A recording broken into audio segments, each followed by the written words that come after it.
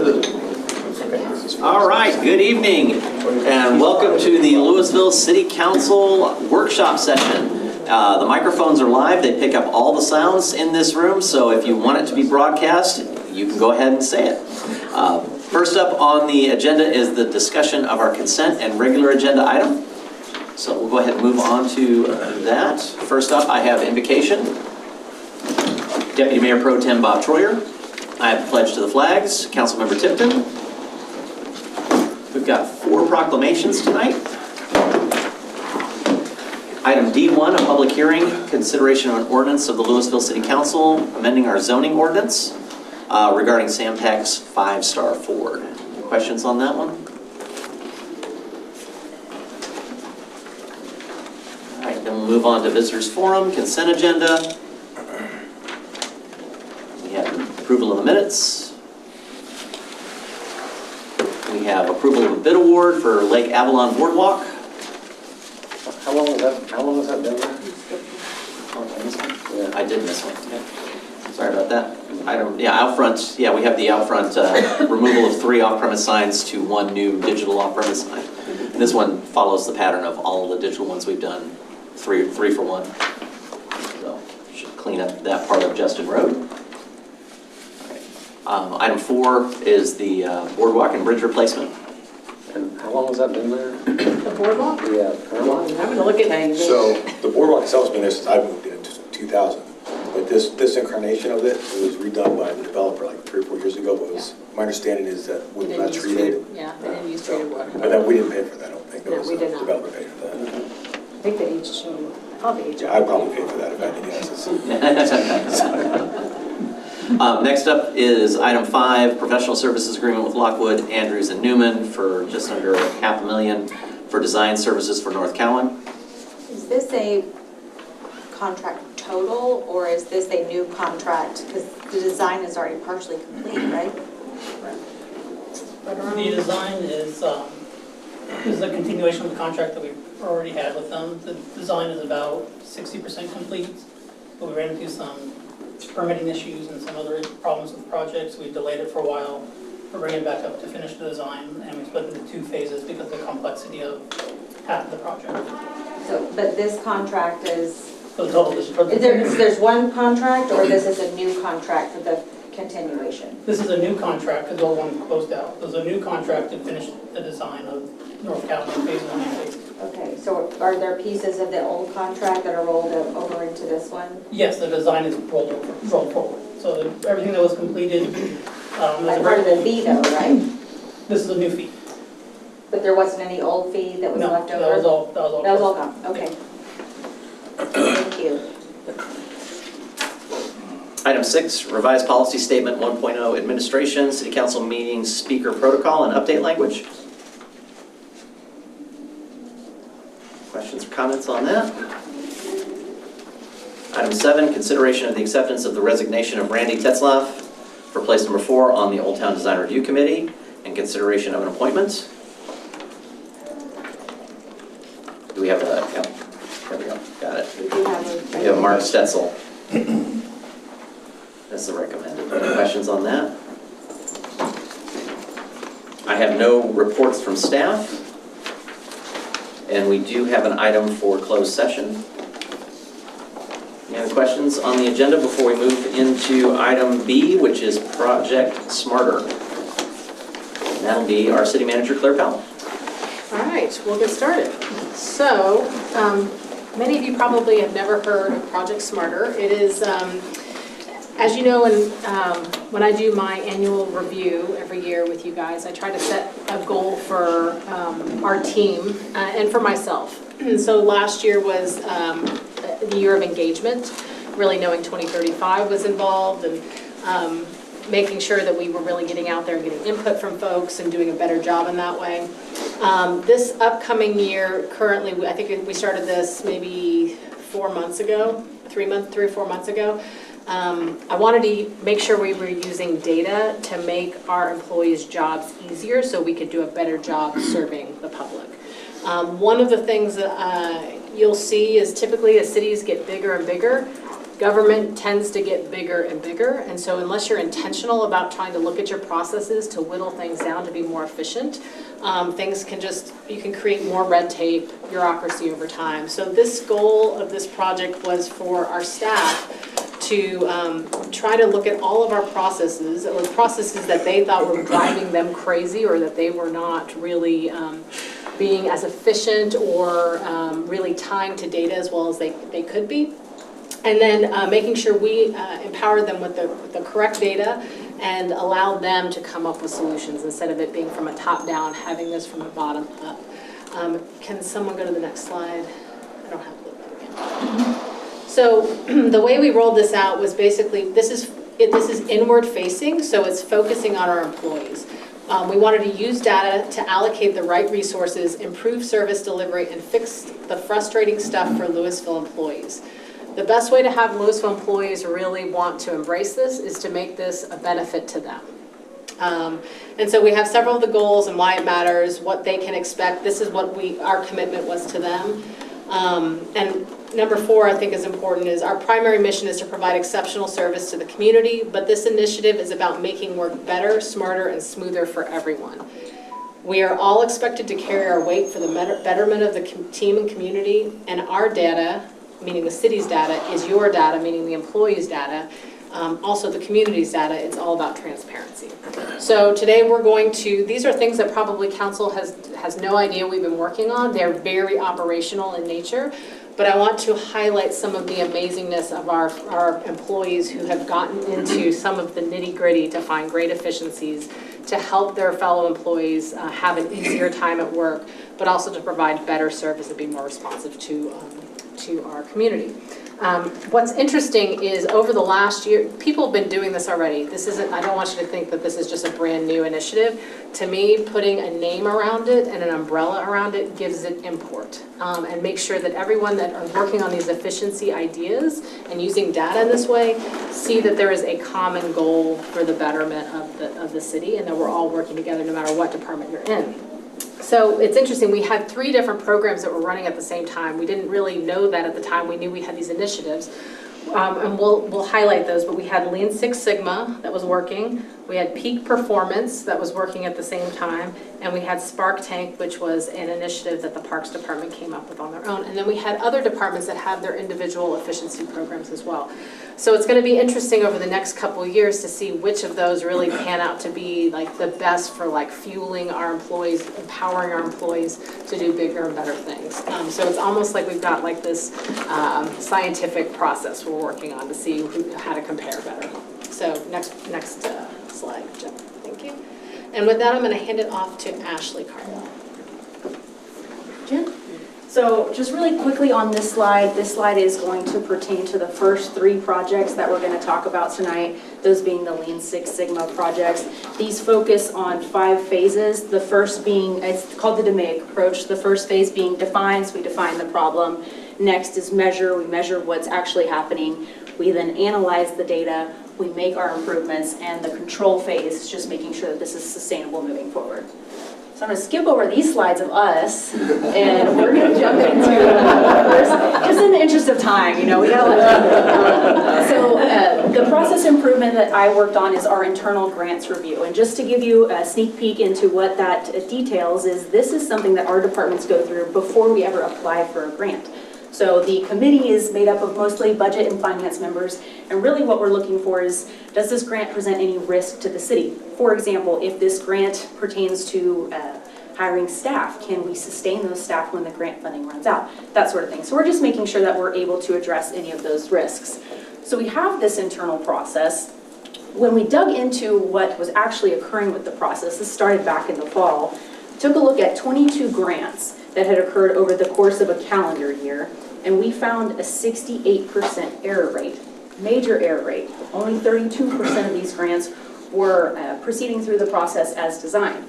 That was due to 2 main reasons. We have a 20-day review window for our internal review committee, and grants were being submitted to the committee maybe a day before the deadline, sometimes a couple of days. So the committee really didn't have a lot of time to evaluate the requests, ask the questions that we needed to ask. The other thing is that we actually had 5 grants skipped the process entirely. So they probably didn't know that the process existed. They just applied for the grant directly, and then we found out about it after the fact. So very few grants actually made it through the process as intended. There were a couple of reasons that this was happening. One, the form was manual, it was a word-based form. It was hard to find. We had a lot of outdated questions on it. And when we talked to staff, we realized that some staff didn't know that there was a directive. There were also components of that directive that just weren't being followed. So we had a couple issues there. We had compliance issues. We also had a process design issue. So in order to improve that, we changed the process. We changed that manual word-based form to an electronic-based form using a tool that we call Laserfish. We utilize Laserfish heavily in the city here. And with that change, we were able to automate email notifications to all committee members. We were able to send copies of the completed questionnaire back to the departments that requested it. And then when the committee finished our review, that automated response went out to the department as well. So we shortened that time of that workflow. We also reevaluated our committee members, made sure that the people on the committee were the people that needed to be on the committee. And we also worked in an automated reporting component. You guys can see a screenshot of this SQL report here. This helps with particularly with our grants accountant. When we do receive a grant, now we can go back to the original documentation when we considered applying for it, make sure that we have the full scope of that project. And then also we wanted to update our directive, right? As we were going through that language, we realized staff had already found a more efficient way to do some things, and the directive just hadn't caught up, essentially. We also had components of the directive that we just weren't following, and so we really needed to marry our new process with the directive language. That full directive will be updated later this year. Our grants management process overall is undergoing internal audit, so we'll see the outcomes of those audit results, and then we'll update that directive. And to be clear, these are for grants external to the city. This is not an internal grant pool that we have for projects. Correct. So this is, I'll use the SAFER grant as an example. That grant we applied for externally through FEMA. That's an example where the city received funding from another agency. These are the types of grants that we're talking about. So then the results, we wanted to make sure that all of the improvements we put in place were actually having an effect. Because we can't time when these grants occur, we wanted to find another way to measure the impact. So we did an analysis called an RPN analysis, that stands for risk priority number. Essentially, that number is calculated for every single risk or failure that we can identify. This is just 4 of them that you see here. I think we had a total of about 12. And that RPN is calculated by multiplying the severity of the failure times the occurrence of the failure, how often it happens, and then how easily we're able to detect that failure. So we got an RPN for each one of these risks or failures. We evaluated that before our process improvement and then after our process improvement to make sure we were having an impact. And here I just put the top ones there so you can see some pretty significant changes between that before RPN and that after RPN. One other improvement that we were able to make is to drop our internal review time from 20 days down to 15 days. We felt like the committee was able to get to it a lot quicker than that. And in most cases, we can usually get to this within a couple of days. So that 15-day mark is just a buffer in there. And I'm happy to say since the initial completion of this project, where we were at that 68% error rate, our initial results are now a 25% error rate. And since the end of February, when we really started educating all of our departments internally, we're now at a 0% error rate. So super happy to see the results that have happened so far. Did want to thank the other departments that were involved in this process that acquiesced to my interviews and my nonstop questions, that being Library, Parks and Rec, ITS, Finance, and City Manager's Office. I'll turn it over to Malcolm now. All right, so my project was over the street division's work order backlog. So just to kind of give you guys a little bit of background. So the street division, basically if you called in as a resident, if you called in wanted your sidewalk replaced, and it was an in-house work order, it'd be about an 18-month schedule. That's when your sidewalk will be replaced about 18 months out. We have certain parameters that are set for an in-house work order or a contract work order, just basically based on the size. There's just certain parameters. So this scope of this project was just for our in-house work orders, because we can really control those. So anything you see here, just kind of keep that in mind. It's all about the in-house work orders. So we had a 26% redundancy rate on our work orders. So we found, looking through all the data, we found that we had 26% of our work orders were duplicates. So we're actually looking at all of our work orders and giving a resident a projected start date, it was way inflated because there might be 300 work orders ahead of them, but 26% of those are duplicates. We found that our concrete crew was actually focused on utility cut repairs, and what that is basically if a utility line maintenance goes out and they make a water repair or a sewer repair, they remove the concrete, and that leaves a repair for the concrete crew. So because they're doing so many of those and they have so many crews, we have a pretty much 4-to-1 ratio. There's a ULM crew has 4 crews, streets crews have 1. So if they're making 4 repairs a day, we have 1 crew following up behind them. So 68% of our work in the street division was following up behind ULM, doing those utility cut repairs, which is actually leaving almost no room, no time to do those resident complaints. So it was just leaving those work orders sitting there. So if you look at our before and after, we were completing about 9 work orders, sidewalk work orders. We had 41 utility cut repairs. We completed in 6 street repair work orders. So you can tell all of our focus was just on the utility cut repair. We looked at our operational capacity to see if we had any capacity within the other crews to take some people and put them on concrete. We will actually reorganize our whole division without creating any other FTEs and have 2 concrete crews, which basically double our capacity. And it was able to get us, you can see our after, we were able to complete 33 sidewalk repairs. We pretty much maintained our utility cut repairs and got 16 street repairs done within the same amount of time. So basically double our operational capacity without creating any other full-time employees. Another thing the Six Sigma focuses on is touch points. So we figured out we had a lot of touch points within just our divisions in public works. So like I said, the utility line maintenance might go out for a main break or just a simple water service repair. They would set up traffic control in the street. They would pick it all up, backfill the street, pick up all the traffic control, bring it back to the shop. Our crews would go back out there, set up traffic control, remove all their backfill they put in, and then pour the street back. It's a lot of touch points on that same street. So just by talking to the other division, it made it so much easier to have them leave the traffic control, not backfill all over the top of the concrete. They're leaving it down low for us. We're able to go out there. Traffic control's already set up correctly. We can pull into the same traffic control, put in our rebar, pour the street back. It takes less time for us to do utility cut repairs. That's less work for ULM, so they're more efficient. It's less work for us because we don't have to set up the traffic control. We don't have to dig out the material they're backfilling with. So analyzing the data, we're able to figure out that we get about 9 work orders per day that are for the in-house crew. Our crews are able to complete about 3 per week. Sorry, that's wrong. We get about 9 per week. Our crews are able to complete about 3 per week. So when we double our capacity, we're able to complete 6 per week. And we still have that 3 that are sitting out there. So you can tell our backlog is still going up, but reducing those redundancies and duplicates, now we have a 0% duplicacy rate in our work order system. But you can tell our backlog is still growing, which is just because of our capacity of our street division. But that's pretty much our project. You can tell the after, the before and after. We've increased a lot on our work orders. Like I said, that duplicacy rate went down completely.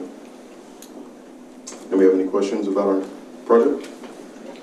That's awesome. So I'm curious, so the backlog's still going up, but the velocity at which it's going up is much lower. Yes, sir. Yeah, that's just because we doubled the capacity of our crews. All right, want to pass it over to him? Yes, sir. Hi, my name is Nathan Fortune. I'm an administrative analyst with the Lewisville Fire Department. My Lean Six Sigma project was to take a look at our public safety quartermaster operation. So the public safety quartermaster operation is a joint operation where it's one quartermaster serving the uniform needs for the Lewisville Fire Department as well as the Lewisville Police Department. So that would be one person serving about 502 uniformed personnel, whether they're firefighters or police officers, which ended up giving us already a very high workload on that process. And so we ended up also having in that process a very highly volatile ordering process. And what you see here is actually the simplified process. So it was already coming from a very, very highly detailed background. But through the DMAIC framework, we were able to identify that the key inhibition in this process is ambiguity.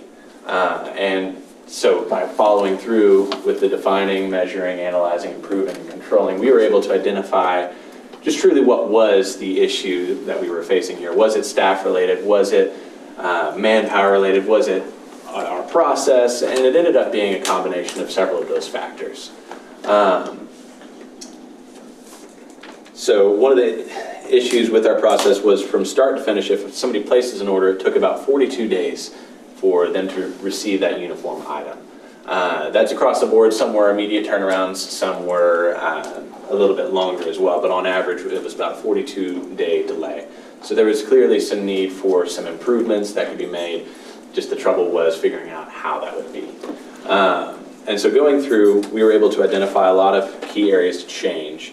This was a complicated system, but the DMAIC framework did help us to identify attributes in the process, such as variability between how people would enter orders, workarounds, things that would have to repeat. Like Malcolm said, one of the things that really can tank a process is just repeat touch points, repeat processes where we might be getting up and checking something instead of checking it in the computer or vice versa.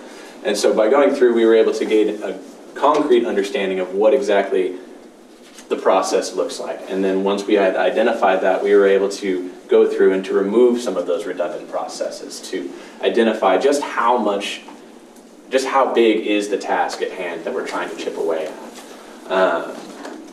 And ultimately, what we ended up changing was, well, the first thing was we just had to standardize our procedures.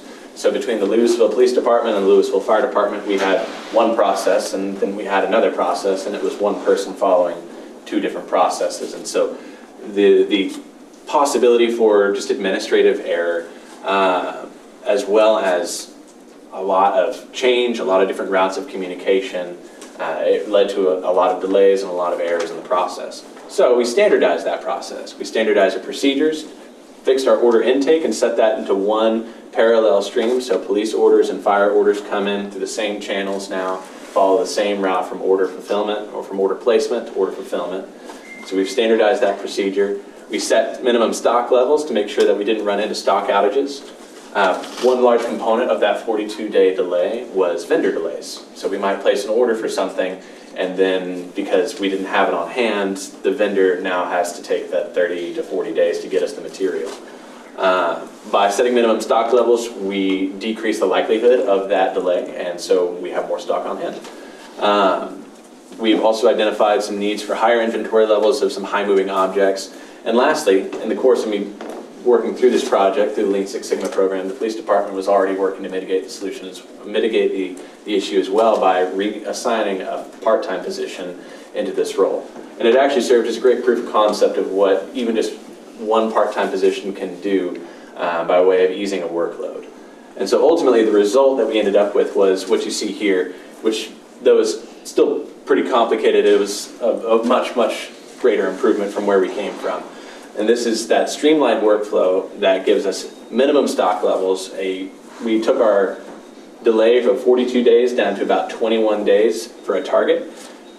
With all the changes that we put in place and all the changes we've implemented, that 21-day target becomes more attainable than it was prior to these changes. We've added in new SOPs, and with that 1.5 full-time equivalent staffing as attacking this problem, we've distributed the workload much more efficiently, and it's improved the process altogether. And part of the beauty of the DMAIC process and part of the beauty of going through this course was also just that we would be able to get the tools we would need to digest and to attack any problem. And so going forward, even still, we've got more to do, more to find out, and there are more ideas even now. So we are always at work. That doesn't incur overtime, that always at work thing, right? That's always a work thing, yeah. Good evening, I'm Jeremy Booker. I'm with the Building Services and Neighborhood Inspection Services. And so as Claire mentioned, the training we went through was called Peak Performance. It was developed by the City of Denver. And I would say it's kind of maybe a simplified version of the Lean Sigma 6. Well, what this is designed to do is for making small changes for the front line or the field employees to make small changes that can add to big results.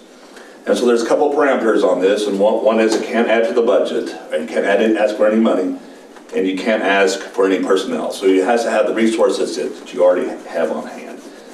And all the changes, all the proposals are all money-based. So how we're all saving money. So even if you have save $1 overall at the end of the day, that's a win. It's either through materials used, or through manpower, or through the customer's time. So we're all trying to save money. So the training, it was intense. It was 5 days over a 2-week period, and we had homework every evening. And so there was 12 of us from the building services that went through the training along with Ashley. Ashley was there with us also. So after the training was done, we initiated what we're calling the Innovation Lab to help us implement this. So right now we're working on two groups. We divided into 2 groups to work on 2 different things. The first one is so we tackle our temporary certificate of occupancy process. Right now it's a very loose base, informal. And so one of the things we found out when we did the mapping process, where we go, okay, how many, from the time the general contractor asks for a TCO to the time it gets issued, how many people touch it?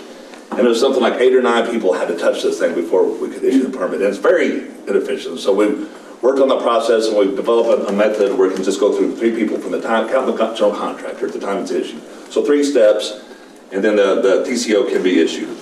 Then our other group made up primarily of our permit techs. One of the complaints that we get is that when somebody calls up here, customers don't like to be transferred, right? They like to have a live person, and they like to give answers. And lots of times our permit techs have to transfer those calls out to our building inspectors who are out in the field, and they're not always available to answer questions. So what they decided is that we want to get a list of frequently asked questions, kind of have a script almost that we can work off, and so we can answer those questions ourselves rather than have them transfer it over to the inspectors. So some of the things we looked at, so we started doing field ride-outs. So then the permit techs would know what something looks like. What is a plumbing rope? What does that look like? And then we also created some terminology, kind of building inspection dictionary. So building inspections, dealing with the technical aspect of it, certain terms mean very specific things. And so we created a dictionary, so when somebody calls up here and asks questions or say, what is this? The permit techs can look at that glossary and say, this is exactly what it is, and this is what you need to have in place at the time of the inspection. And then also I want to kind of brag, we have 4 permit techs, 4 full-time permit techs, and 2 of them are now ICC certified, International Code Council certified permit techs. So this test it's intense, and so not only involve the administrative portion of the building codes, but it also goes over the technical aspect, that they have to know building code regulations, and they also have to know planning. So now we have 2 of our 4 certified, which helps their knowledge, which again helps answer questions. And then one last thing that I want to touch on, prior we had kind of a loose goals of our turnaround time, of how quickly our permits were getting reviewed. And that was probably the biggest complaint that I personally would get, it's just the amount of time that was taken to review plans. So we turned those goals into some concrete deadlines, and we've held ourselves accountable to making sure that we review those plans in that time, and then had a very aggressive turnaround time for our second and sequential inspections. And then we also are trying our permit tech staff to do some of the smaller reviews like fence permits.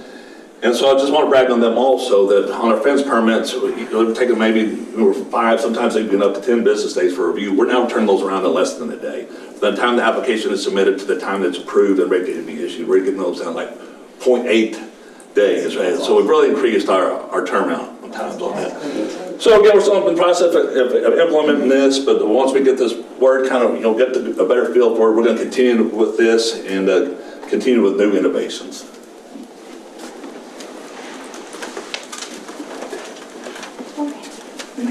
So something the community grants team, the problem they were seeing was that we have these consolidated plans, we have plans that show us the needs, we have community needs assessments, so they're telling us these are all the needs we're seeing in the community. And so then the team turns around with our federal funding and we create programs. And then we promote them to the community and nobody uses them. So we're saying, okay, you see there's a need, but then nobody wants to use it, so where's the delay? What's happening here? So when we applied for the ICMA Economic Mobility Grant, we wanted to do a different way of finding out the needs in our communities, so that's when we hired Groundwork Outreach to go to the community. We didn't ask them to come to us, we went directly door to door and said, hey, we have these specific questions about childcare and also continuing education. What are you seeing? 75057, that zip code is considered a childcare desert, but do those people in that community really need childcare? So that's what we were trying to figure out. We did find out that 47% of those in that neighborhood did need childcare or continuing education, but 61% of those households with children under 4 stayed at home with their children. So looking to understand, why do they stay at home with their children? Do they want to, or is it the cost of childcare, which was a primary barrier for both areas, was the cost. Something that we found interesting, the most interesting, I think, the data point out of this survey was that 60% of those interested in technical college had not completed high school. So we're focusing on technical college, but maybe we need to be looking at our GED programs that we have at the library. How can we better support those programs to support our community? So next steps, we're looking at GED programs, but we're also looking at low cost or after school childcare options. We're currently in the process of meeting individually with our childcare facilities to understand where, from their point of view, are they seeing that people aren't able to afford childcare? Are they not able to afford to pay staff? What is that barrier that they're seeing? So that's where we're at on that. I also want to say this actually informed us also with our 2035 outreach. So we had partnered with Rio Planning to do engagement, and it, given the national tenor with regard to immigration, we were having a difficult time getting people wanting to give input.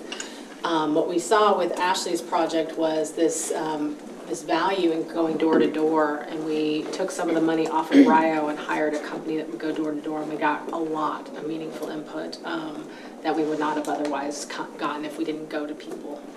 Sometimes being at their door, they're a little bit more comfortable speaking about things than going to a school or a church or something like that. So definitely an impact. Yeah. All right, Spark Tank. So Spark Tank was born out of the idea of from our employee engagement that we started a few years ago. You get a couple of scores that are very good and a couple of scores that you're maybe not very good at. And one of those scores was our Q7 of my opinion doesn't count at work, or my opinion isn't heard at work. So we looked at that and we're like, what can we do to make sure we're hearing our staff involved in what they want, what they say we should be doing, rather than us telling them what to do. So we decided to start Spark Tank, kind of like Shark Tank. We asked our park operations team to come up with a bunch of ideas. Tell us what you want to do. Is it deferred maintenance? Is it a project that's going to be make us more efficient? Is it a piece of equipment? Those type of things. So we had them all pitch ideas to us. They came up with all kinds of great things. And it was like Shark Tank. They came in, they did a presentation. We heard them. We asked them a bunch of questions, peppered them with questions, and they did amazing. They really did amazing jobs. And then we made a decision on what we're going to fund. One of the projects is right out there in Ferguson is the Vidger curve, or Vidger pave, I should say. That it looks like granite, or DG, but it's hard. It's a lot better to stand on and walk on, and it's not going to flake away and those kind of things. That was one of the projects that came through that. So it was really a pretty cool thing.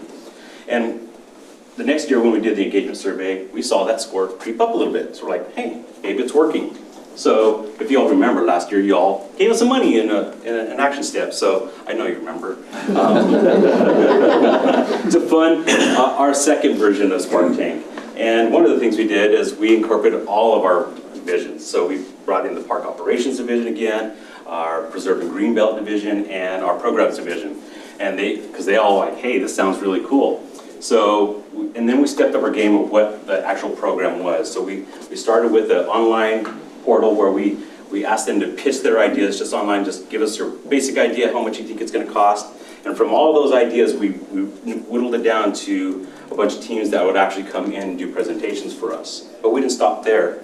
The other thing we did is we actually held classes for them to learn how to put a presentation together, how to work with budget, how to work through the procurement process. A lot of these team members have never done those type of things. And also how to present in front of people. So we had experts within our own divisions to come and tell and show our staff how to do this through a training class. So then we sent them away, tell them to do all their work, come back, and we set a date for our Spark Tank, I'm sorry, again. And they came and they did even more amazing jobs. Our staff just did a great job bringing all their ideas, presenting. You can tell they really took the time to learn, to research, and practice it. So it was really just an amazing opportunity for all of them to bring it in. And then they gave us a whole bunch of new ideas. Again, we have a team of sharks again. We even brought in a guest shark from another city. So it was just a really good experience for everybody involved. And they gave us a whole bunch of ideas again, and we funded those again. So some of the projects that came, Eric is going to talk about one of them. We did a fence at Train Park, a safety fence to make sure the kids don't run in the road, those kind of things. We did a beaver deceiver, so we could try to outsmart beavers and keep our trails open a little bit longer from flooding. We have a dock that needs to be replaced at the beaver pond. We're replacing that. So some just really, really great projects that, it's those projects that don't really fall under your everyday maintenance and operations budgets, but they're not really making the, for the capital improvement part. So they're kind of that in between. And so it's a really great opportunity for them to be part of that process, learn what we go through, coming and presenting to all of you, pitching their ideas, and trying to sell you on stuff so you can fund us for more money. And I'm going to hand it over to Erica, who's going to talk about it a little bit more. Before we get into the Spark Tank idea, one of the things that we've been doing is leveraging our Smart Rec system to move those redundant transactions such as membership renewals or online rentals into the self-service ratio. And so we started working on this back in January 2024, and I've really seen a great increase in the number of transactions that are completed online. So the benefit of this is it allows the customer to do this when it's convenient for them, and they're able to go online, complete the transaction without being reliant on staff to help complete these transactions. And then it also reduces the burden of staff when it's just a membership renewal or renting a pavilion, to really focus on those interactions and engagement with members that need help with something a little bit more complicated. So one of those is our rentals. So we've moved all of our ball fields and pavilions and some other rentals online so that the customer can actually go online, browse a category of different pavilions, find a date, find a time, and complete the transaction all online, and it blocks it off for them in the system. Similarly with that is online memberships. So members can go online, purchase a new membership, renew a membership, or enroll in an auto subscription so their membership automatically renews, all online again without having to interact with staff. The next thing that we are doing is the Spark Tank initiative that Marcus mentioned is implementing these kiosks at Thrive for check-in. So a lot of times during busy times, we see long lines at the front desk for people who are just simply trying to scan in their membership and continue on to their fitness class.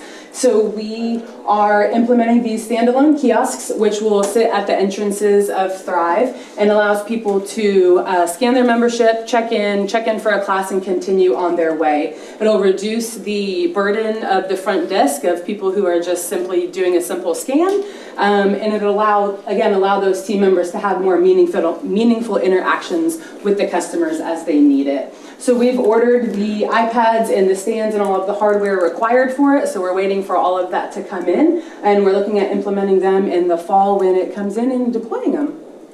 How many of those did we get? So we have 3 of them. We'll have one at the main guest services, one at the active adult side, and then we'll actually put one on the fitness floor as people scan in for their fitness memberships.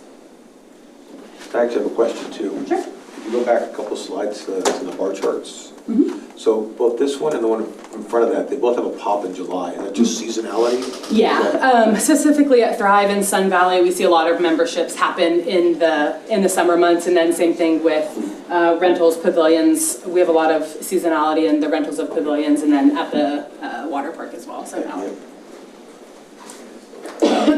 All right, tree inventory. So this is something you all should be familiar with. That we introduced this a couple of years ago. Is the Davy tree inventory program. So one of the challenges is we have way too many trees. Not that we need more still. Okay, don't get me wrong. We need a whole lot more, but we have a lot of trees to go do inventory for. To do an assessment on the ground surveys take a lot of time. In just 1 year, our team was only be able to do about 1,000 trees. There are 1.6 million trees in Lewisville. That'll take us forever to get done. Much less try to get any kind of management plans in place to address everything. So we needed something to help us identify the critical areas. Where do we need to focus on? Where do we need to put all our resources and try to make sure we preserve our trees, keep them healthy, prune them, those kind of things. And we need a solid management plan to help us do that. So we partnered with Davie Resource Group. They have LiDAR scanning. So they drove these little cars all over the roads. They have actually a little, you've seen our e-vehicle in downtown. They actually have one of those. They can get on the trails, those kind of things. And they have this LiDAR technology that scans all the trees. It actually identifies the tree, age, health, what needs to be done, all kinds of things that tell us everything about the tree that'll take seconds, and it takes us hours, to do one tree. So it does these high-resolution scans on the images, and we focus on the most critical areas, all the roadways, public spaces, right-of-ways, those type of things that everybody sees every single day, right? And they're going to develop a 5-year management plan for us. So we'll know exactly when we get this, what we need to do, where we need to focus our resources, and where we need to go next. So kind of the timeline here, this last fall is when they finished all their scans. This is this is Tree Keeper right here. This tells us where all those scans were. It identifies all those trees, how many they are, gives us all the information about them. This spring, they gave us all the data delivery. They're saying, okay, we got all the data now. It's just a bunch of numbers and data they need to organize for us. But what they're doing is they're verifying it now. And I thought there was something else. I have a question. How often do we think we need to update that inventory? I'll get to that in just one second. All right. Yeah. So this is kind of what the dashboard looks like. This is one tree. This is the scan that it took. It's an oak. It tells us exactly where it's at. It pinpoints it on Google Maps. Gives us a live view of the tree, of what it looks like. And tells us exactly what we need to do. It tells us the DPH, the species, the number of stems, those kind of things. And if there's a management plan that goes along with it, it's going to tell us that once they have it all complete. So it's a really cool system. So some of the next steps is our initial data delivery was actually now in March. And now they're in the field now for April and May. They actually come and they verify to make sure that they got all the information they needed, that the scans are correct. So they're doing they bring a whole team of people. They just hit a bunch of trees all over the place. They're actually doing some extra trees for us that they didn't get during the scan to make sure that the data is correct. They're going to give us that 5-year management plan this fall. So this fall we're going to get that, and then we can start coming to you all to let you know exactly where we need to go with this tree management plan. So to your question, we'll start considering future scans for 27-28. And we'll try to hit areas that we weren't able to hit before, maybe scan areas that we've done work to kind of see where we're at. So have some benchmarks and some capture of before and after as well. So it's about becoming tree heroes now and forever, right? Is there a time of year that's better to do this than others? Like imagine winter when there's no leaves, just sticks. Right, yeah, we need leaves on the trees. I'm curious.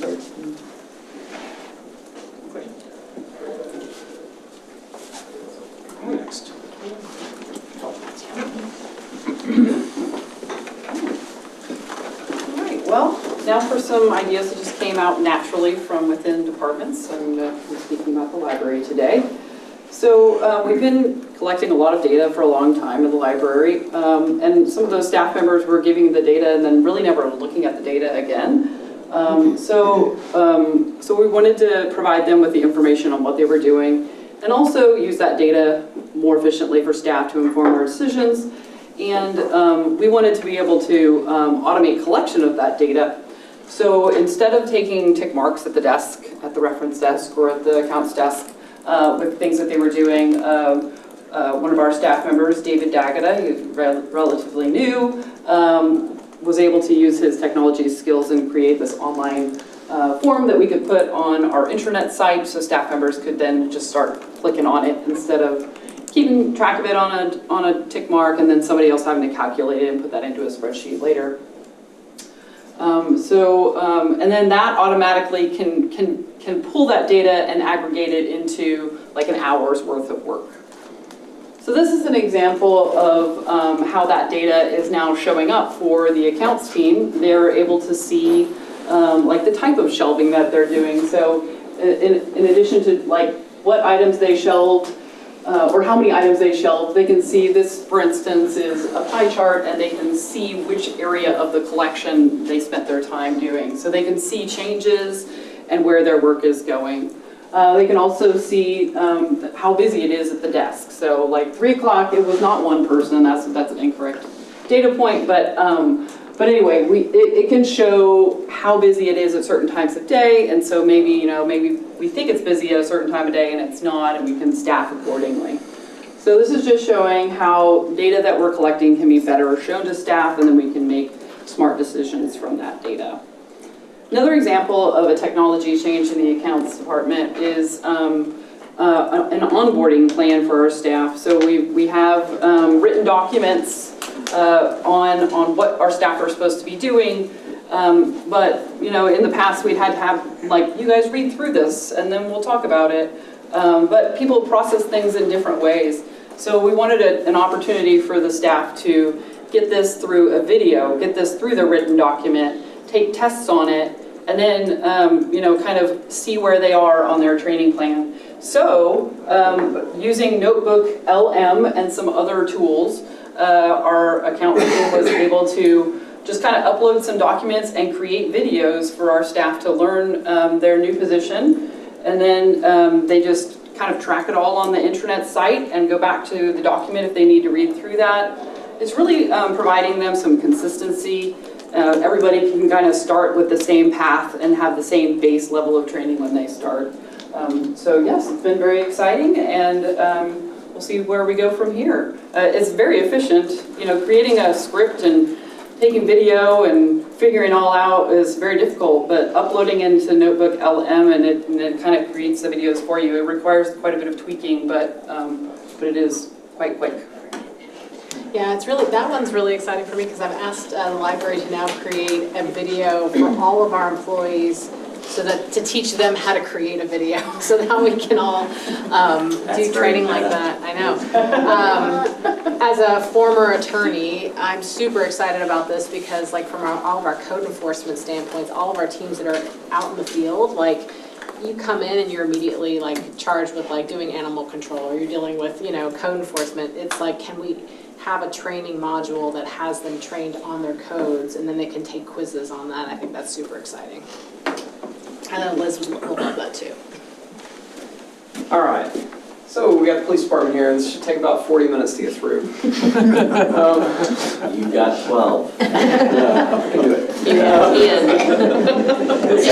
So inside the police department this year, we've been focusing on an initiative, what we're calling the Year of Data, and this actually parallels right behind Project Smarter. And we collect an incredible amount of data in the police department, from times things happen, numbers of reports, numbers of incidents, number of people, time of day of week, all of these things. And so we wanted to try to find a way to drive this information out to our team and leverage decision-making to the team members and away from the command staff, similar to what the Parks Department was doing with their Spark Tank. Try and get people that are actually out in the field making decisions. So the best way to do that is to arm them with good information. And so a couple of slides that we have are some internal dashboards that we've created for our own team. Starting with this one right here, we've used some AI that I want to talk about. This is a past 24 hours call for service report. Seems relatively simple. We just didn't have anything like that in the police department until this year. So what this does is it tells our team total number of calls for service that occurred yesterday, those that were initiated by a police officer, not sent out by dispatch, those that were actually dispatched out, and then the average total as well. And you can see the rolling bar chart that goes backwards day over day. And then it actually breaks down the number of calls for service that we can see what was the most prevalent call for service and so forth. It tells us whenever we have calls for service that have certain types of activity, for example, more than 4 officers being dispatched or at scene at that call, that automatically creates an AI narrative of that particular call. It gives us the location, gives us the type of call, and gives us the report number as well. Not necessarily that everyone wants to be responded to, but something we might want to take a look at. So for example, yesterday's calls for service, we're looking at one that was a major crash, an overdose, a theft delayed, and it tells us at this location, oh boy, let's see what happens. At this location, complainant reports a theft of their wallet information from a locker between these hours, debit card fraudulently used. That was all created by AI. This allows our supervisors and even our police officers to look into that call and see, hey, that's actually the area that I'm assigned. I'm curious what that call was. So this is a very useful tool right here. And this automates every day. It runs at 4 in the morning, and then we email a copy of this report automatically to all of our supervisors via PDF. So they can go look at it in real time, or they'll receive it in their inbox both ways.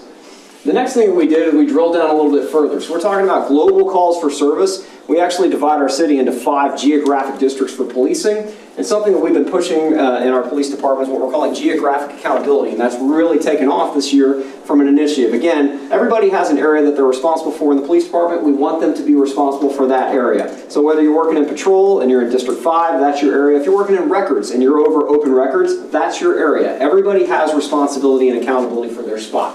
So in police departments, having geographic accountability is not new. It's actually really common in law enforcement here. We're just taking this and really exporting it out to our teams, something we haven't done a whole lot of here. This district crime report breaks down all of our crimes in various ways. We look at several slices of data. We break it down by district. We break it down by persons crime, by property crime, by society crime, and then group B offenses. These are just types of crimes and how they're categorized. We break it down in a 7-day comparison to tell our teams, is this an acute spike in crime? We look at a 28-day comparison. Over the last month, have we seen that same spike, or is there a trend related to that, up or down? And then at the very bottom here, you'll see actually year-to-date changes. So you can see from the years beginning to here. So we have a tactical and a strategic view of crime, and then we can break that down by district. We can break that down by crime type as well. So our officers now can filter by their district and see what's been hitting them in their areas. And this is all pushed out on a new dashboard that we have for geographic accountability and crime fighting that police officers can now access. The last item, continuing on with the district crime report, we actually have broken this down that officers can then click into and see, but additional graphs showing how the crime actually occurs and in what district, and that's how we break it down. So really, this allows our officers to be able to see this information on a daily basis. It's updated to that day. It goes backwards 7, 28, and year to date. Officers and supervisors can make decisions about how we deploy, whether or not this was a particular issue. We had a rash of burglary of motor vehicles in District 5 last week, but we caught the offender and all of them were solved. So while we had a spike up, we may not necessarily need to redeploy resources because we already know that. Giving the officers and the supervisors in the field the opportunity to make that decision as they're sending the teams out to do what they do. And so as we continue to move forward, we will advance our AI technology, allowing us to make additional changes. This is one that we're really excited about. Our crime analyst, officers use what are called be on the lookouts, which are what used to be called APBs. So we call those BOLOs, so there's your law enforcement term for tonight. All right, so we use BOLOs, or be on the lookouts, but we actually take these and we publish them to our teams. We've been using email to get these out to our teams. It's a very inefficient way to give an officer intelligence about their area. So our crime analyst was able to build an automated system that is now loaded into our geographic accountability dashboard. It automatically populates the person, and then it can be filtered for the area. So when an officer logs into the dashboard, all of these automatically created and shared dashboards will now appear in the geographic area for that officer. So I'm working District 5, I filtered to District 5, and I can see every single BOLO for District 5 that day. So if we've got somebody with an active warrant, a theft suspect we're looking for in that area, we now have pictures. We've obviously pixelated them in here for CJIS purposes. We now can actually filter in and look for that suspect in that area. Actionable intelligence for our officers in the field. So another thing that we're really excited about. This is a really cool tool. And with that, I'll hand it back over to Claire. I did want to do one other story about how we're using technology for efficiency. I got to see it personally firsthand. We had electric wires that had fallen down, was it last week? Yeah, so we had an issue on the highway where there was a crash and we had a wire. Yeah, so we said wires that had been pulled down over I-35 had to immediately be shut down, and he immediately initiates an Evertel room. So we're all talking about it. Of course, I'm just listening to, my role in these is to make sure you guys have what information you have, or if there's any communication issues. So Brooke is able to add TextDot to the chat, is able to add TNMP to the chat, immediately sends a link to them. They can all have live conversations with us. On top of that, someone was saying, well, we need to get eyes on it. Can police tell us where exactly the wires are down? And Brooke was like, let me add the drone pilot. As an officer, the officer comes on. The officer then has a link with our drone live, and we're able to see instantaneously where that issue was, and they got the resources there. It was a fairly quick response. I did not have any other response because I was not of use in that situation other than to say, drones are cool. But it was awesome. was I one of really those appreciate that moments. response because I was trying to eat at Sullivan's and they were closed. They were. Yeah. But you got it right back up again, so yeah, so I got to eat at Sullivan's, that's great. Back to being Yeah, I personal. was able to take that one too. That's it. Well, Awesome. that's all incredibly exciting. I really appreciate staff, and I know it takes time to work on the business instead of in it. I appreciate you guys taking that extra time, the extra training, and really helping out our residents. It's important, and it's really cool. Thank you. All right, we are done with workshop. We'll go into regular session here at 7.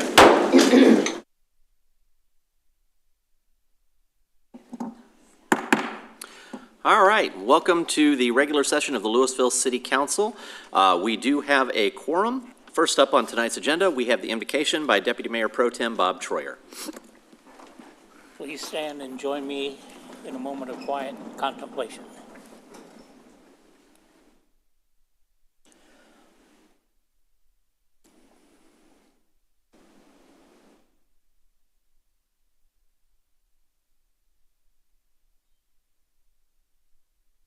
Amen.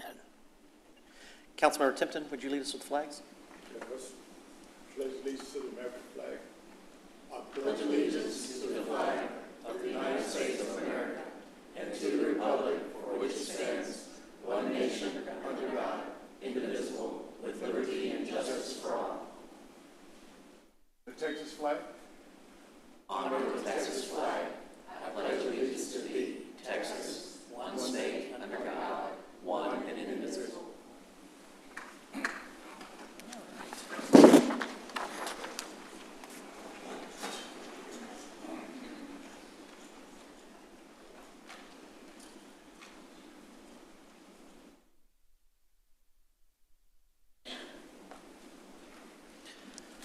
All right, well, we have a few proclamations this evening, so please bear with me, folks. First one up is our proclamation declaring Municipal Clerks Week. And if I could have City Secretary Jennifer Malone Ippolito and anybody else on the team. Where'd she go? There she is. Gotta come out. There you are. All right. So here's what I adore about Jennifer's proclamation. It's really short. No. Some of these we have to whittle them down a little bit, so it's always there's an art to proclamation, as Jennifer has gotten really good at it. But the whole team has been amazing. Being able to manage the 7 of us, being able to manage all the other things that are part of that office's purview. I cannot thank the team enough, and so we are going to give them some recognition. And of course, we always do a little call and response, so if you feel so called to whereas with me, let's go ahead. So whereas municipal clerks are essential to transparent, accountable, and effective local government, and whereas they serve as official record keepers, administer municipal elections, manage vital records, maintain public documents, and coordinate public meetings, and whereas they provide vital support to governing bodies and ensure compliance with laws, and whereas their professionalism, integrity, and dedication to strengthen communities across Texas, now therefore I, T.J. Gilmore, Mayor of the City of Lewisville, Texas, and on behalf of the City Council, do hereby recognize the week of May 3rd through the 9th, 2026 as the 57th Annual Municipal Clerks Week in Lewisville, Texas, and encourage all residents to recognize and appreciate the professionalism, integrity, and dedication of our municipal clerks. Let's give that team a hand. Want to say anything? No? Okay, you're done. You're done. Awesome. Thank you.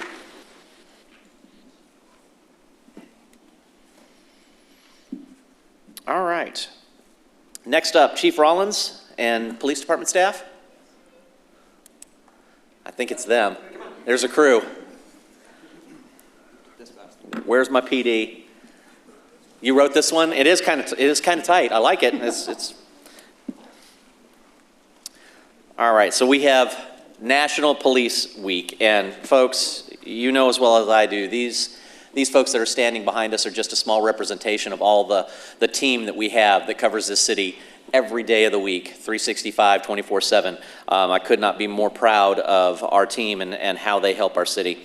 So here we go. Whereas there are more than 1,280,000 law enforcement officers serving in communities across the United States, including the dedicated members of the Lewisville Police Department. And whereas since 1786, over 24,000 U.S. law enforcement officers have made the ultimate sacrifice in the line of duty, with their names honored on the National Law Enforcement Officers Memorial in Washington, D.C. And whereas in 2025, 363 names of fallen police officers are being added to the National Memorial, 109 from 2025 and 254 from prior years. Texas was one of the highest in the nation in 2025 line of duty deaths, with 8 peace officers lost. And whereas May 15th is designated as Peace Officers Memorial Day in honor of all fallen officers and their families, and U.S. flags should be flown at half-staff. Now, therefore, I, T.J. Gilmore, Mayor of the City of Lewisville, Texas, and on behalf of the City Council, do hereby proclaim the week of May 11th through 17th, 2026 as National Police Week, and May 15th, 2026 is Peace Officers Memorial Day in the City of Lewisville, and urge all residents to make every effort to express heartfelt appreciation to the men and women who have dedicated their lives to preserving peace and safety in our community. Let's give them all a hand. Chief?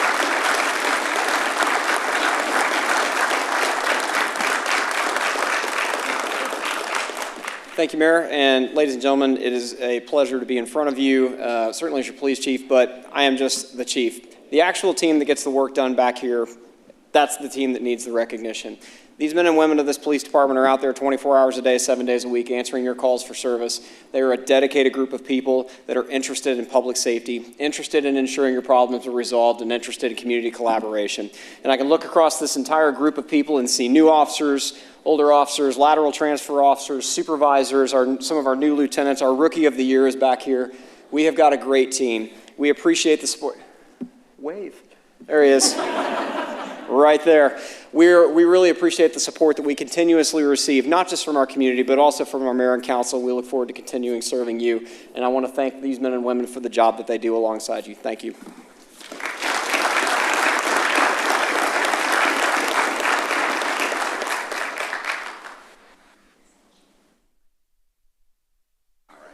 Thank you all. Appreciate you.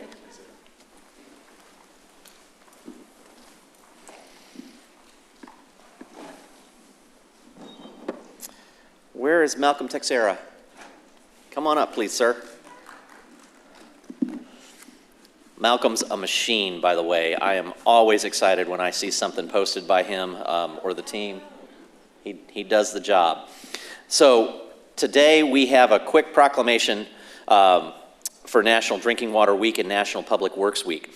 So, whereas water is our most valuable natural resource and essential to health, hydration, hygiene, and quality of life for our residents, and whereas public works infrastructure, facilities, and services are vital to sustainable, resilient communities and the well-being of Lewisville residents, and whereas these systems are built, maintained, and protected by dedicated public works professionals across all sectors, and whereas it is in the public interest for residents, civic leaders, and youth to understand the value and the importance of public works in their community, now therefore I, T.J. Gilmore, Mayor of the City of Lewisville, Texas, and on behalf of the Lewisville City Council, do hereby proclaim the week of May 3 through the 9th, 2026 as National Drinking Water Week, and May 17th through the 23rd, 2026 as National Public Works Week in Lewisville, Texas, and urge all residents and civic groups to recognize the Public Works Department's vital role in delivering essential utilities, maintaining infrastructure, and safeguarding community health, safety, and well-being.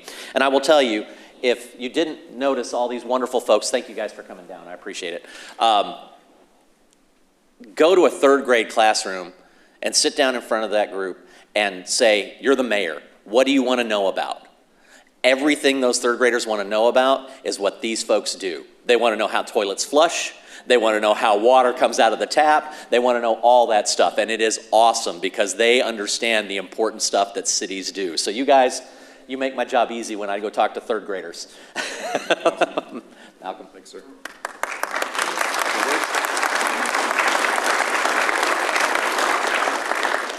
Just on behalf of Public Works, just honored to accept this proclamation. Just these men and women behind me, they are the backbone to the city. They make sure all of our infrastructure is working correctly, streets, water, sewer, and drainage. They make sure it's working middle of the night, middle of the day, weekends, holidays. They get it done. They do. Yes, sir. Thank you, sir. Appreciate it. Thank you all. Good?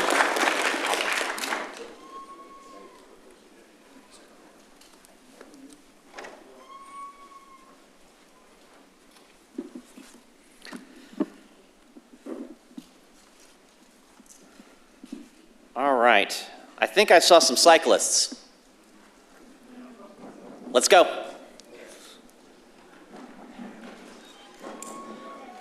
I didn't bring my gear. My apologies. I'm sure someone will take care of me. We got the Pathfinders here tonight. Thank you guys. Appreciate you. For those of you who don't know, Pathfinders is probably the biggest cycling group here in the region. You will see their Peloton flying around North Texas pretty regularly, especially through Highland Village and Lewisville. So they take advantage, and I've had regular correspondence with them throughout the years on places where we need to make sure that we're cleaning up the trails, where we're making sure that the sidewalks are good, and making sure that everybody can cycle safely throughout the city. So we really appreciate you guys being those extra eyes on the road. So we have a quick proclamation here for Bike Month. So whereas throughout the month of May, the city of Lewisville will be celebrating biking, its benefits to well-being, and the positive impact of a growing cycling community on quality of life. And whereas bicycling has been shown to improve residents' health, quality of life, attract local business spending, and reduce pollution, congestion, and parking on our streets and roads. And whereas the city of Lewisville promotes biking year-round for transportation and recreation, encouraging visitors to enjoy local parks, trails, and attractions. And whereas the cities of Lewisville, Corinth, and Denton proudly invite residents and visitors to bike with their mayors in a regional group ride event, celebrating the spirit of collaboration, community pride, and the benefits of bicycling. Now, therefore, I, T.J. Gilmore, Mayor of the City of Lewisville, Texas, on behalf of the Lewisville City Council, do hereby proclaim the month of May 2026 as Bike Month and May 16th, 2026 as Bike Ride with the Mayor's Day in Lewisville, Texas, and urge all residents to observe the occasion with appropriate ceremonies and activities. And if you want to come ride out with the mayor, just check us on the city website for May 16th, Bike Ride with the Mayor's Day. Let's give everybody back here a hand. Oh, we got the bells. Very nice. Anybody want to say anything? We're good? Awesome. Thank you.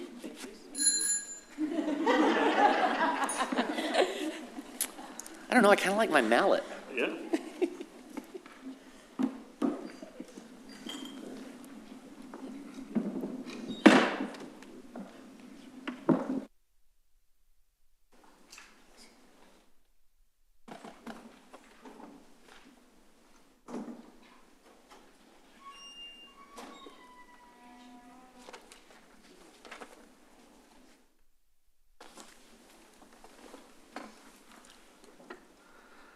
All right, next on the agenda is item D1, public hearing. This is a public hearing, consideration of an ordinance of the Lewisville City Council amending the zoning ordinance by granting a special use permit for automobile sales and leasing on approximately 15.428 acres, legally described as Lot 1, Block A, Frontier Ford, and Lot 5, Block B, Valley Ridge Business Park East, located at 1144 North Stemmons Freeway, IH35E, and zoned light industrial LI district and general business GB district, providing for a savings clause, repeal or severability, penalty, and an effective date as requested by Dynamic Engineering Consultants on behalf of PAC Properties the second LTD, the property owner. Case number 25-09-12-SUP. Sam Pack's 5-Star Ford operates an auto dealership at the northeast corner of North Stemmons Freeway and Valley Ridge Boulevard. The dealership has existed since 1979, according to historic aerials. The dealership expanded in 1984, 1992, and finally in 1997 to the current configuration of the site. The property owner is proposing to demolish all buildings on the site and build a new dealership office and service center with an updated design and building elevations. The Unified Development Code requires a special use permit for all new automobile sales and leasing facilities in the city. The Planning and Zoning Commission recommended unanimous approval 5-0 of this item on April 7th, 2026, and it is recommended that the City Council approve the ordinance as set forth in the caption above. We do have Mr. Richard Lutke, our Planning Director, available for questions, and the public hearing is now open. I do have Mr. Josh Edge, Mr. Oscar Makamarakar, I apologize on that one, and Ms. Sue Bowman available for questions. They are all, of course, in favor of item D1. So, Mayor, I just have a couple things. So first off, Ms. Bowman, congratulations on Citizen of the Year. They appreciate that. It's fantastic. Thank you for that.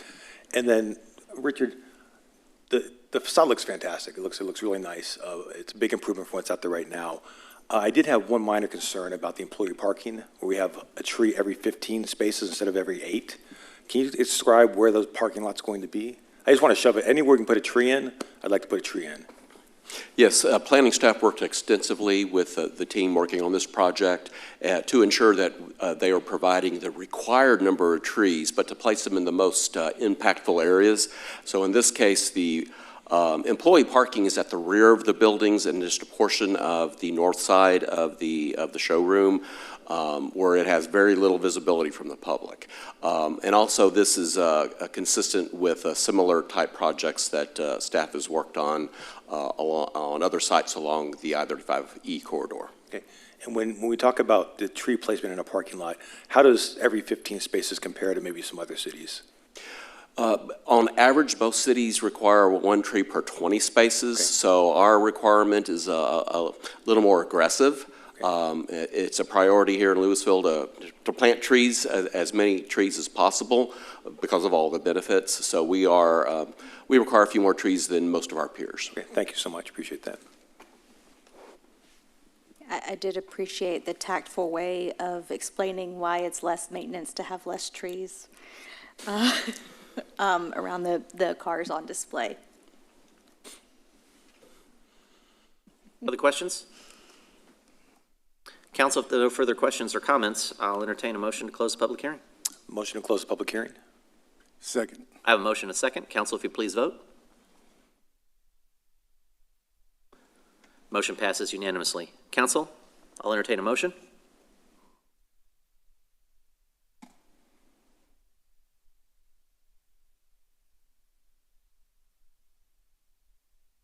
I move to approve the ordinance as set forth. Second. I have a motion and a second. Council, if you please vote. Motion passes unanimously. Thank you, Sampax Ford, for your reinvestment in the community. It is greatly appreciated.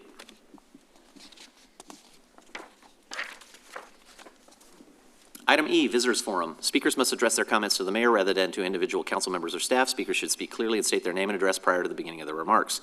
Speakers will be allowed 5 minutes for testimony. Speakers making personal, impertinent, profane, or slanderous remarks may be removed from the meeting. Unauthorized remarks from the audience, stamping of feet, whistles, yells, clapping, and similar demonstrations will not be permitted. In accordance with the Texas Open Meetings Act, the City Council is restricted from discussing or taking action on items not listed on the agenda. Action can only be taken at a future meeting. I have no comments or cards for Visitors Forum, so we'll move on to consent agenda. All the following items on the consent agenda are considered to be self-explanatory by the council and will be enacted with one motion. There will be no separate discussion of these items unless a council member or member of the public so requests. For a member of the public to request removal of an item, a speaker card or e-comment must be filled out and submitted to the city secretary. Do we have any comments on? And I did not have any requests from council, so council, I'll entertain a motion on the consent agenda. Move to approve the consent agenda. Second. I have a motion and a second. Council, please vote. Motion passes unanimously. Item G, regular hearing 7. Consideration of the acceptance of the resignation of Randy Tetzlaff, declaring a vacancy exists for place number 4 on the Old Town Design Review Committee, and consideration of an appointment to place number 4 on the Old Town Design Review Committee. A resignation was received from Randy Tetzlaff, place number 4 on the Old Town Design Review Committee. The position of place 4 can be filled with any Lewisville resident, as this is an at-large position. 6 applications were submitted meeting the qualifications for service in this position, and it's recommended that the City Council accept the resignation, declare a vacancy exists, and consider an appointment to the Old Town Design Review Committee as set forth in the caption above. I do have our council review team recommending Mr. Mark Stelzel.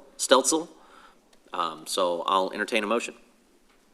Mayor, I move to accept the resignation of Randy Tetzlaff, declare a vacancy exists for place number 4 on the Old Town Design Review Committee, and to appoint Mark I'm going to say Stelzel, to place number 4 on the Old Town Design Review Committee as set forth in the caption.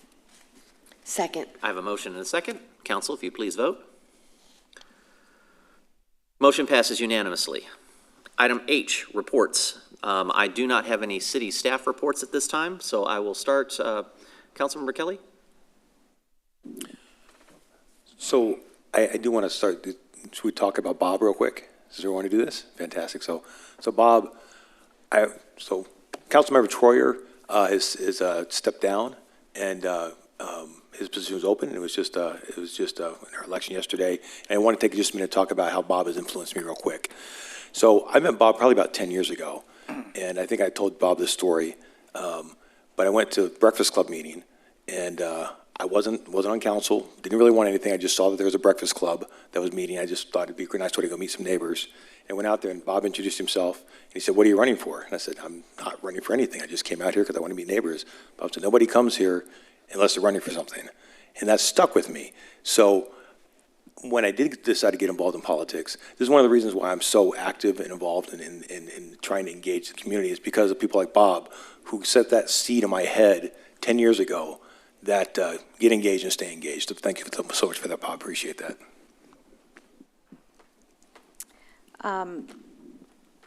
So I met Bob about 10 years ago as well when we were on the, what was it, the 2015 Blue Ribbon Committee.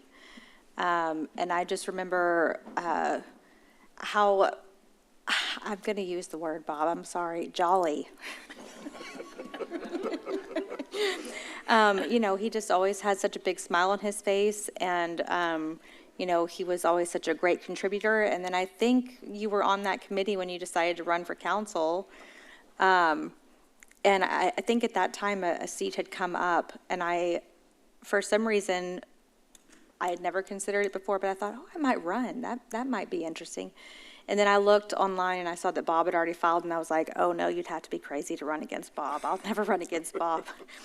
He'll smoke me. So it's been a pleasure to serve with you over the last 7 years since I've been here. You've always got the best stories.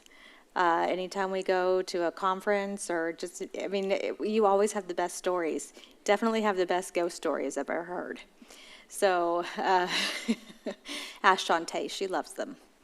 So, you know, you will be missed. Also, I think maybe the best Santa we've ever had, too. So I know we'll still see you around. Bob is everywhere. He is at, I always knew when I was going to go somewhere, Bob was going to be there. I could always count on Bob to be there. At least I knew I was going to know one person.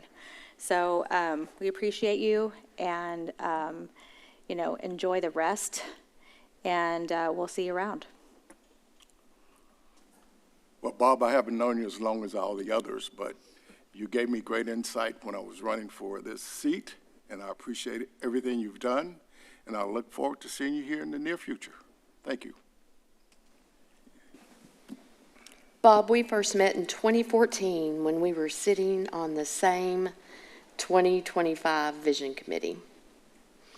And I said, jolly is a great description for you, especially when you laugh like that, because you're just jolly. You are a man of great insight and of greater intellect. He's our nuclear physicist on council, for those that didn't know.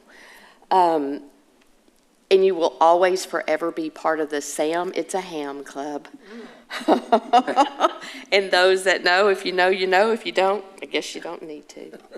But I appreciate you very much, and I respect you even more. You've never torn down the city, and you've always lifted everybody up. And that's what a council member is supposed to do. And I appreciate your integrity and your honesty and your love for Lewisville. Thank you for being you. So Bob, I remember the first time I saw you in a meeting, and you were talking about grabbing a beer somewhere. I don't even remember the story, but I thought that guy is cool. And everyone seemed they knew you, and I wanted to know you. So, but I might say I might know you maybe better than most on the dais, just because I've spent so much time with you with our one-on-one meetings. And what I'd like everyone to know, which I think a lot of people don't know this, obviously he has this quiet strength about him, but what Bob is fierce about is belonging in this community. He believes everyone should have a seat at the table, everyone should have a voice, we should make space for people, and I just appreciate that, Bob.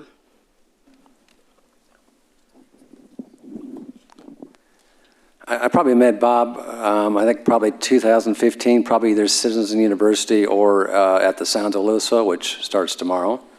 But Bob has got this quiet, unassuming presence about him, but I can tell you when he walks in a room, everybody knows when Bob walks in a room. He is very well respected. He just has to walk the room. I can't tell you how many events I've gone to, and everybody knows Bob. And that takes something to do that.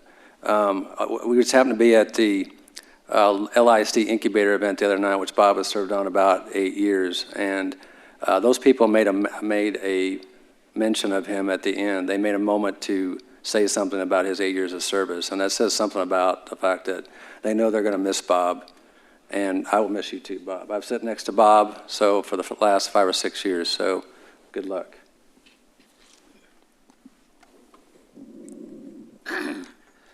Some of the first times I heard about you, Bob, was your work with the interfaith community here in Lewisville. For those of you who don't know, Bob is probably one of the most deeply rooted faith folks that I know. I mean, his belief is deep, but his belief is broad. He reaches out across the aisle. He wants to learn about how other people worship, how other people connect. And at the end of the day, in Bob's eyes, everybody's equal. I've always been impressed by that. His ability to just roll with it, to give forgiveness, to give kindness, but to stick to his guns and fight for what he knows is right. And that is passionate, because sometimes, Bob, it's incumbent on us who have been given a lot to give back. And you have been a man that has always given back, has been a great role model to me on how I should comport myself.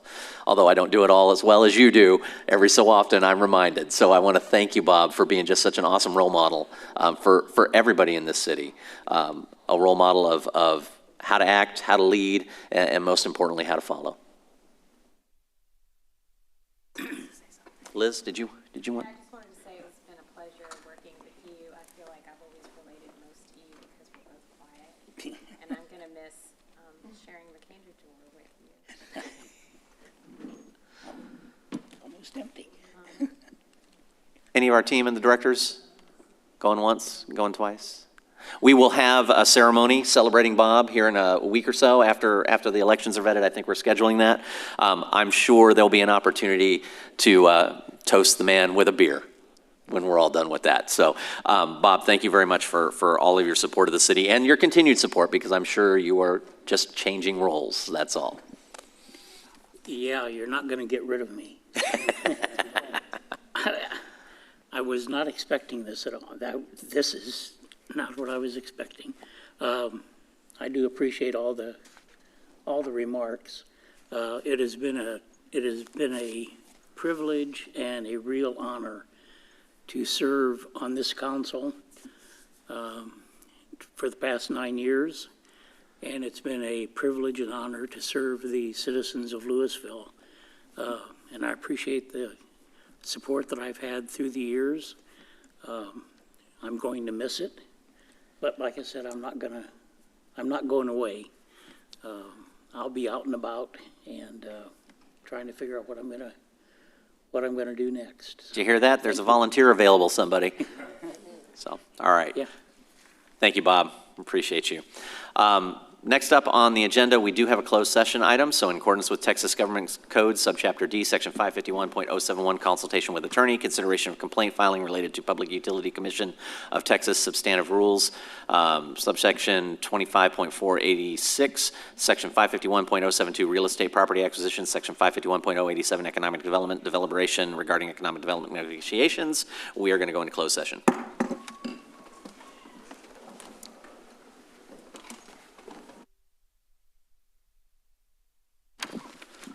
All right, we're going to reconvene into regular session and consider any action, if any. I move to authorize the city attorney and the city manager and their designees to pursue filing a complaint related to Section 25.486 of the Public Utility Commission of Texas substantive rules. Second. I have a motion and a second. All those in favor signify by saying aye. Aye. Opposed? Motion passes unanimously. There is no further action to be taken on tonight's agenda. We stand adjourned.